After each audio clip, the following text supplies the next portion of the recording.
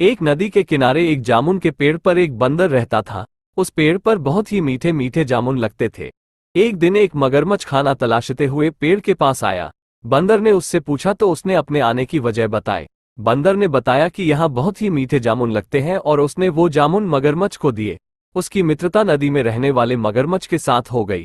वो बंदर उस मगरमच्छ को रोज खाने के लिए जामुन देता रहता था। एक दिन उस मगरमच्छ ने कुछ जामुन अपनी पत्नी को भी खिलाए। स्वादिष्ट जामुन खाने के बाद उसने ये सोचकर कहा, रोजाना ऐसे मीठे फल खाने वाले का दिल भी खूब मीठा होगा। उसने अपने पति से कहा कि उसे उस बंदर का दिल चाहिए और वो इसी जिद पर अड़ गई। उसने बीमारी का बहाना बनाया और कहा कि जब तक बंदर का कलेजा उसे मिलेगा वो ठीक नहीं हो पाएगी।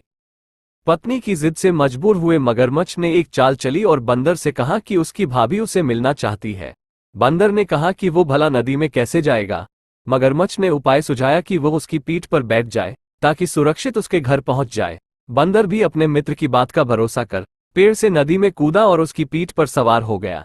जब वे नदी के बीचों बीच पहुंचे, मगरमच्छ ने सोचा कि अब बंदर को सही बात बताने में कोई हानि नहीं और उसने भेद खोल दिया कि उसकी पत्नी उसका दिल खाना चाहती है।